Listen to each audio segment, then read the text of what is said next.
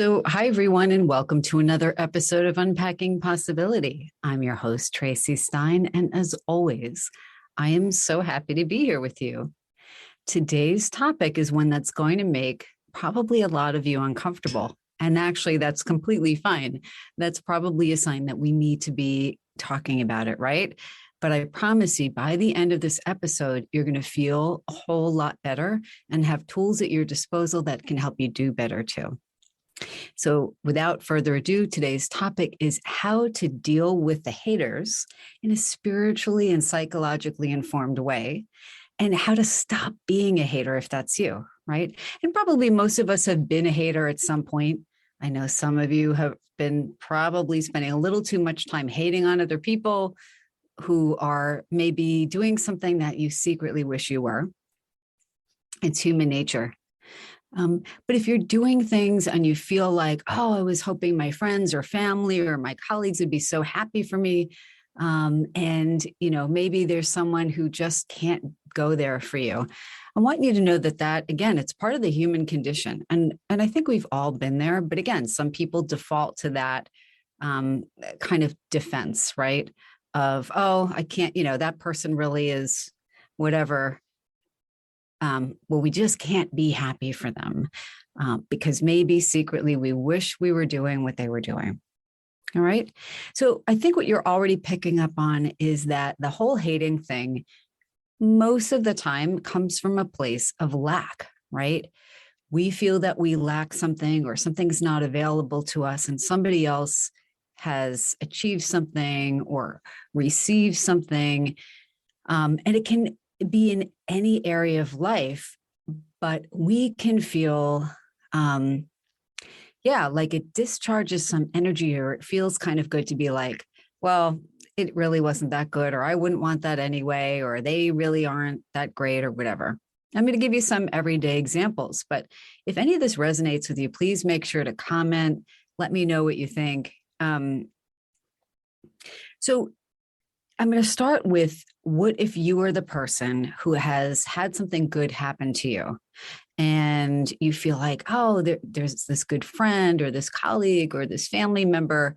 And when I shared my great news, either they didn't respond at all, maybe it's in an email or a post, or they just seemed kind of like, or they kind of ignored it, or worse, maybe kind of downplayed it. Sometimes we couch our criticism of others in jokes, but usually the feeling is pretty clear. Somebody really wants you to feel kind of bad, or they want to kind of deflate the balloon and so forth. So maybe you got a promotion at work or a new job, or maybe you got a raise, or maybe you created something that was important to you. I don't know, an art project, or you wrote something, or you created some music, or whatever it is.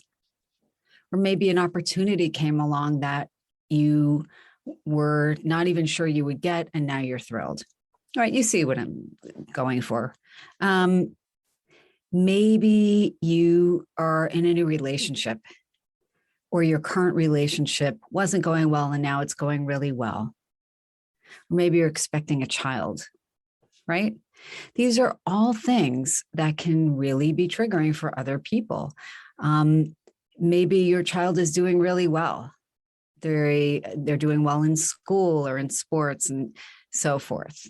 And, it can feel really terrible when somebody isn't supportive of you.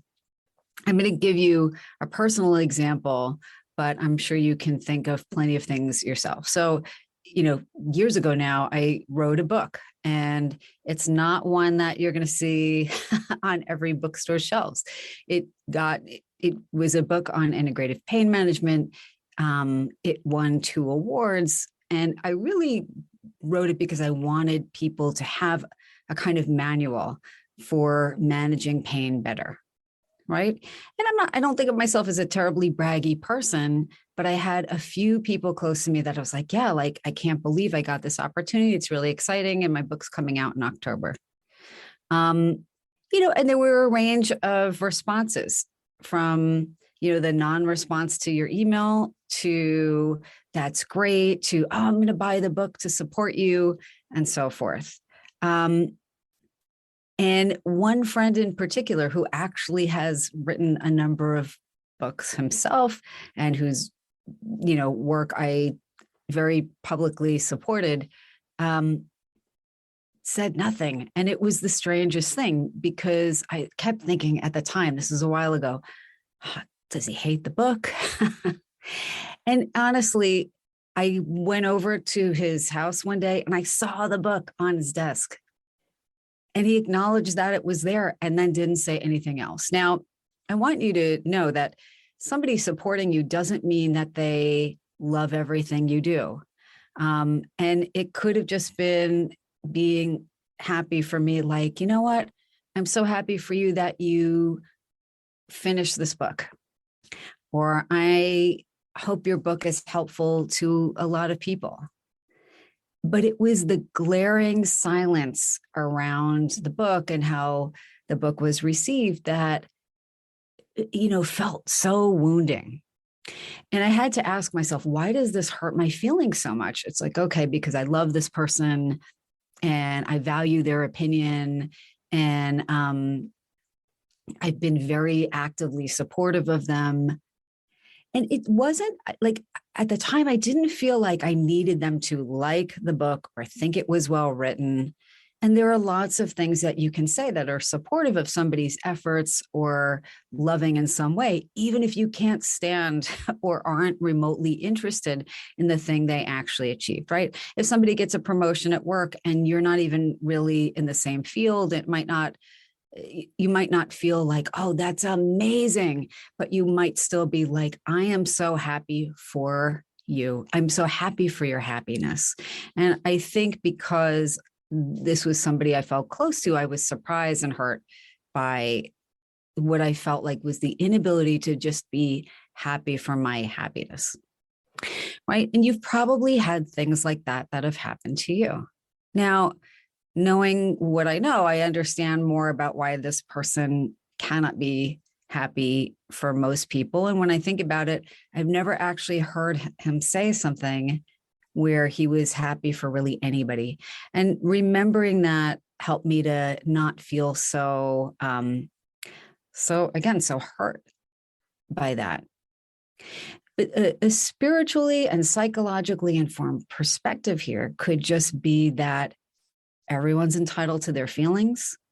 Sometimes what we do will generate all kinds of feelings in other people, and we'll probably never fully be privy to what those are or the whys behind them.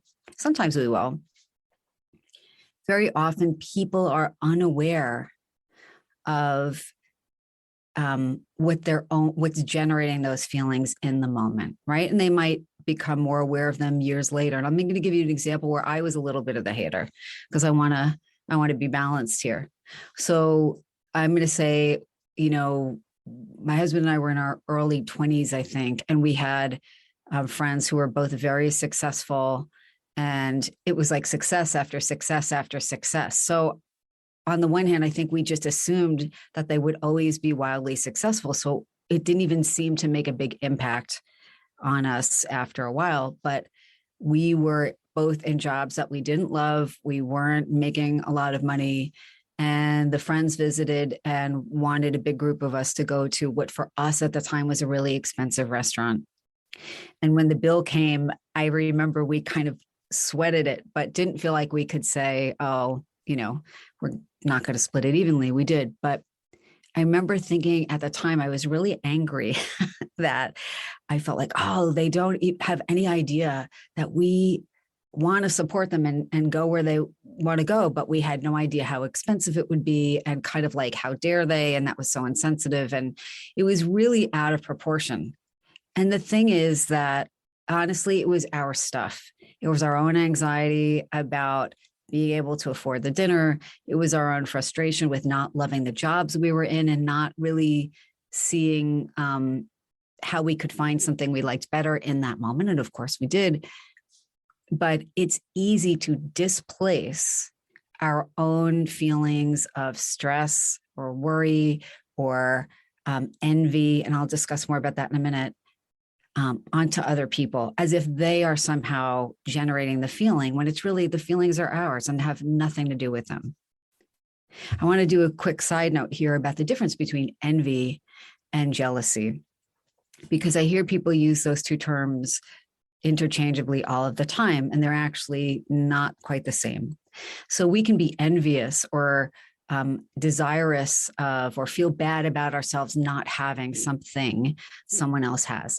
Again, it could be an object, an achievement, a position in life, a state of happiness that we feel we don't have and we would like, but it generates in us a feeling of a little bit of hating on and lack. That's envy. Jealousy is kind of a feeling like that, but it's about another person. So we see our ex with their new partner and we still have feelings for the ex, and we're jealous of the fact that they are now interested in somebody else. Or we have a group of friends and we find out that our best friend is spending more time with other people than with us, and we feel kind of jealous of the attention and time that they're investing in other people. We feel like we're not getting enough. Okay, so envy, jealousy, that's the side note. But let's just say you're the person and you are happy about something. Again, maybe it's your relationship, your job, something you achieved, an athletic thing. Maybe it's just your general state of happiness. You bought a home, whatever it is. And you find that you have a friend who can't be happy for you about that thing. And maybe that's unusual for them. Or maybe you realize that in your circle of friends, there are some people who just generally can't be happy for other people. And almost all of us know somebody like that, right? Where we never hear them say, oh, I'm happy for that person. And it's always about all the things that might be not that great about what makes them happy. And some people are just like that. And it makes it really hard to share all of yourself with people who just can't be happy for you, right? And actually, they're not always the same people, but some people feed on your unhappiness. So they can be a quote good friend for you when things are going badly for you or you're struggling in some way. It puts them in the position of being caring, but also kind of one up a little bit, right? So what I would say is if you're in that situation and you're feeling sad that someone can't be happy for your marriage, your baby, your job, your creation, or just your general state of happiness, the first thing I would say is number one, breathe, right? Because anytime we feel overwhelmed by a lot of emotions like, sadness or betrayal or disappointment or unpleasant surprise, it can be easy to go down this kind of runaway train ride to feeling worse and worse and worse and worrying about, oh, is it me? Did I say something? What's going on? And we can expend a lot of mental and emotional energy. And sometimes, honestly, there's nothing you can do about it. I mean, sometimes it's worth kind of touching base, and sometimes it's worth just kind of saying, again, their feelings are their feelings and my feelings are my feelings. And it's okay that I have feelings about this response, but without drowning in the feelings about it. Number two, I would say, remember most people's reactions and feelings to a large extent, and sometimes to a completely whole extent, are about what's going on for them, right? We are all the heroes of our own journey. We all can feel impacted personally by stuff that has nothing to do with us. So we do that, right? But other people can feel like that as well. So if that response stems from a feeling of lack on their part, it's okay. It's their feeling. Very rarely we will find somebody who is just sadistic, right? And they like hating on people. It feels good. It's just the way they are. They love hating on other people. It feels great to discharge energy by saying nasty stuff again and again and again. Not that everybody hasn't done that at some point, but you know who I'm talking about, right? You know, the kind of people who just like the only news they ever have is about someone else, you know, and it's negative, right? Number three, I would say set limits, find limits that you can set around things that are good for you, but somebody else might have to rain on your parade. And what I mean by that is don't try to quench your thirst drinking from a poison well or dry well, right? So if you continually look to people to support you who just can't do it for whatever reason, you will just suffer unnecessarily, right? It could be your mother, your father, your brother, your sister, your boss, your colleague, your best friend, your partner. It could be anyone who maybe just can't be happy for you. Maybe they can't be happy around this particular type of thing for you. And maybe they can't be happy in general for you. But what I would say is if you keep looking to them to be happy for you and your happiness hinges on that, you will be perennially unhappy. You will just suffer. And even if you have one or two people in your life who can be happy for and supportive of you, that's still pretty good. Relatedly, number four, and the last thing I'll say about this when someone's hating on you and raining on your parade is embrace your success or your joy. It's perfectly legitimate and important for you to be your own best friend, right? Sometimes we will be our main or our only cheerleader. And that's really important, right? Because, we've all probably had times where we were in an environment that felt toxic, whether it was our family or a job or a class or whatever, where we just felt like, this place is like so toxic, or everybody's unhappy, or nobody says anything nice about anybody, right? There will be times in your life when you will really need to be your own cheerleader and really just acknowledge how hard you've worked or how grateful you are for something good that's happening to you or happened to you, or even just you're feeling good in the moment.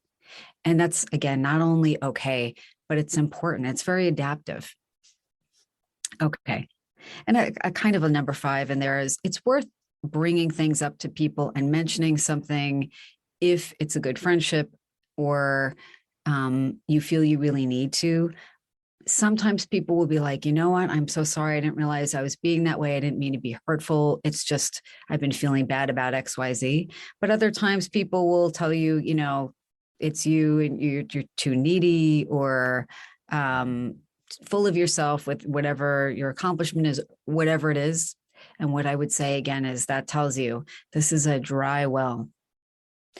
You don't quench your thirst in a dry well. Dig your own well. Okay.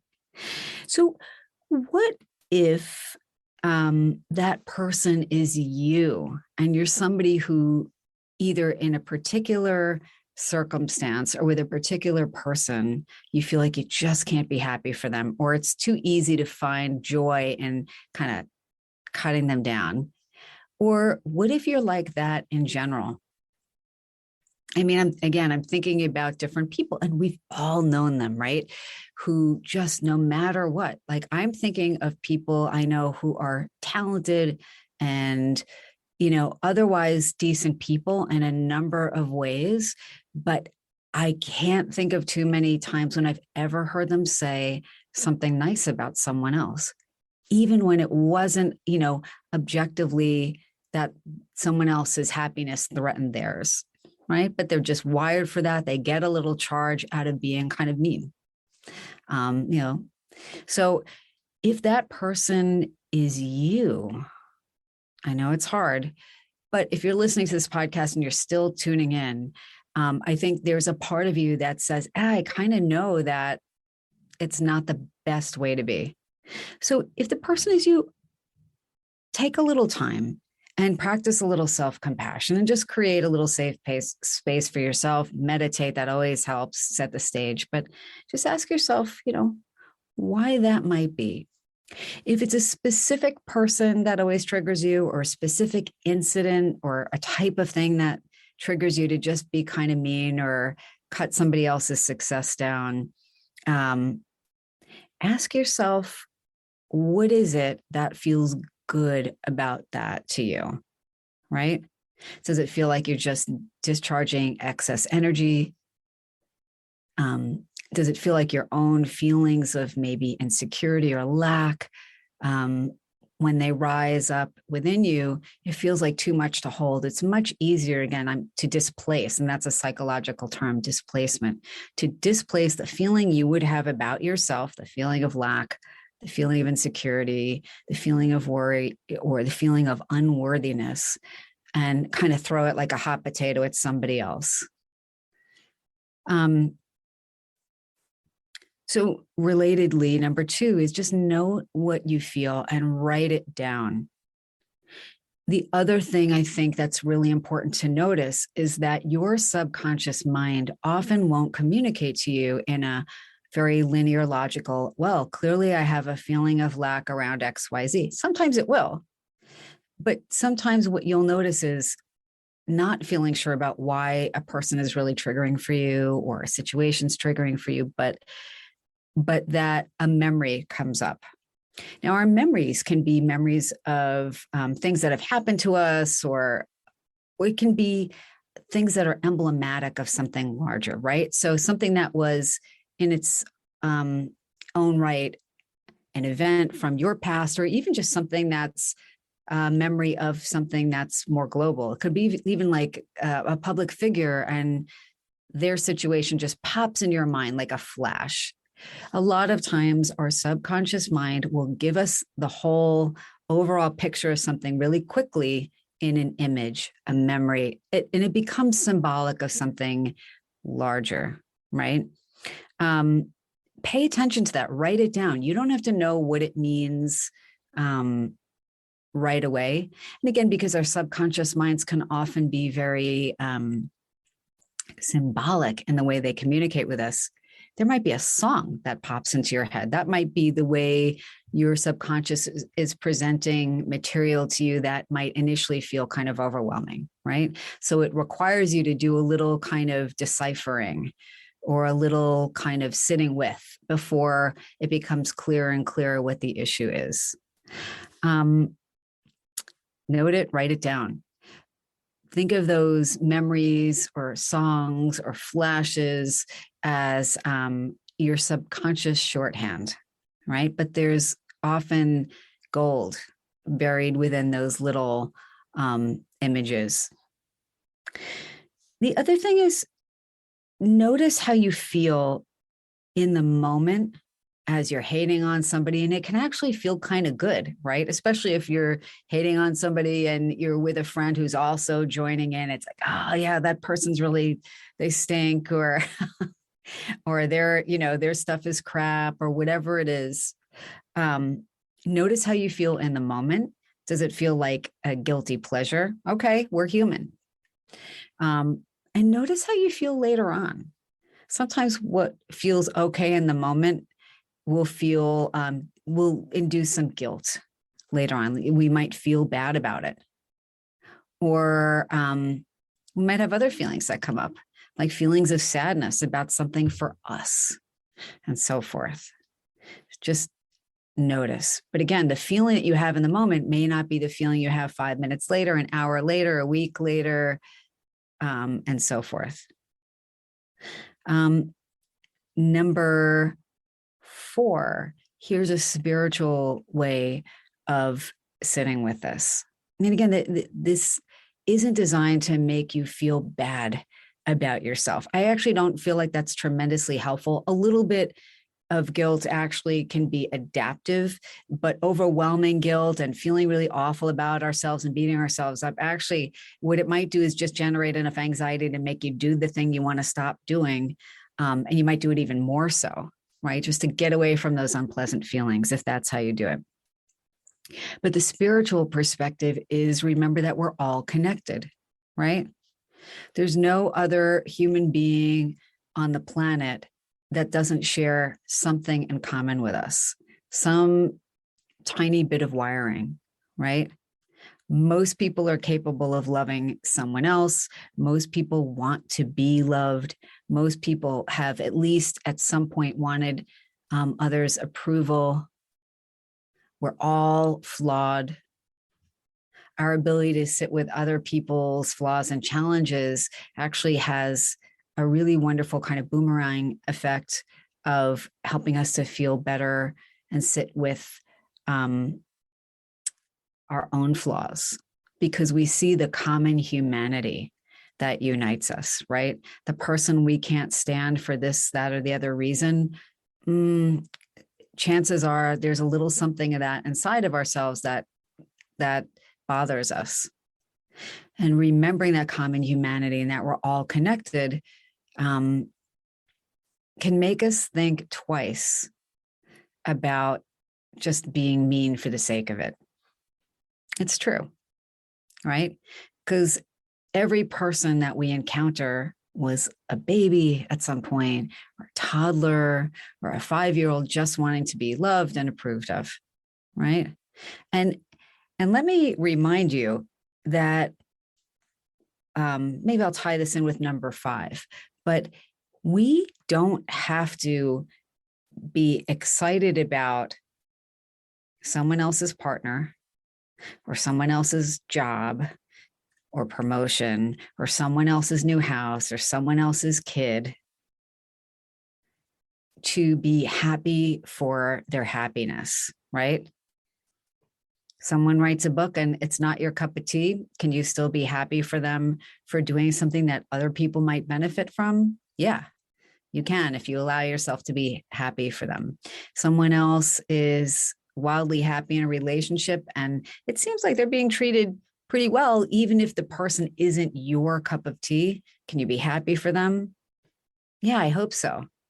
Someone else gets a new place and you're like, wow, this is really hideous. I can't believe they like this architectural style.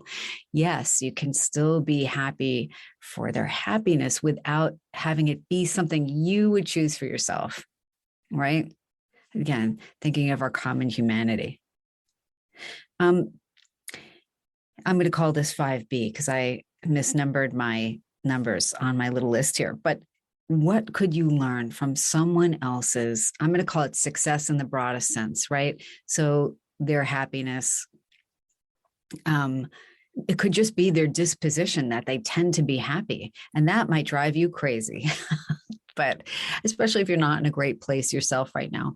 But what could you learn from someone else's success? Again, even if that's not exactly how you want your success to look, right?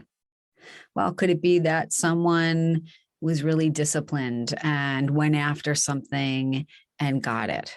Or that someone is really good with handling people at work. And even if you don't think they're as talented as maybe you think you are, and that might even be true, but can you be happy for the fact that they, have a sunny disposition, or that people generally respond well to them, relate well to them? Someone else's child did XYZ at school, and, maybe you're hoping that your child can also be similarly happy at school. And you can say, I can imagine the joy this person would feel about someone they love doing well. And you can find a way maybe to be happy for them, right? But what could you learn about that? Because I'm going to let you in on a secret. Some of the happiest people out there actually don't have all that much in terms of material possessions or unending streams of success or the world's greatest relationships, or maybe they're not even in one right now. To some extent, some people really just can find peace and joy and contentment in the now and everyday moments. And actually, that is something, rather than envying it, we can all learn from, truly. Right. And by being happy for someone else, again, it is amazing how much that just kind of comes back to us. Let's see. And if you can even imagine what it would be like to feel happy for someone else, right? You could just imagine, you could just pretend, have a little imaginal journey, go into your sacred mental space and imagine being happy for someone and feeling the feelings, what it would feel like in your mind, in your body, the things you might say, the look on their face as you are supportive, and how it might feel to bring someone else joy because they feel loved or understood or appreciated or valued in some way because of your ability to be happy for them, just because you're happy for them. And pay attention to how that feels. The things we rehearse in our minds, our brains and our bodies tend to respond to as truth, right? So as you imagine being happy for someone or feeling content, or as if we were talking about earlier, being happy for you, it's amazing how our minds and bodies can become conditioned to feeling a lot better just from doing something simple as that. So anyway, I'm curious about what you think about this again. So let's see how it feels to go forward this week and not let the haters get to you as much. And if you've been doing a little extra hating on, just to give yourself permission to kind of let that stuff go. I hope this has been helpful. And I wish you all the very best now and always, as you know. And if you like this episode of Unpacking Possibility with me, Traci Stein, you can definitely let me know by liking, sharing, giving me a follow, and leaving me a comment. And until next time, be well.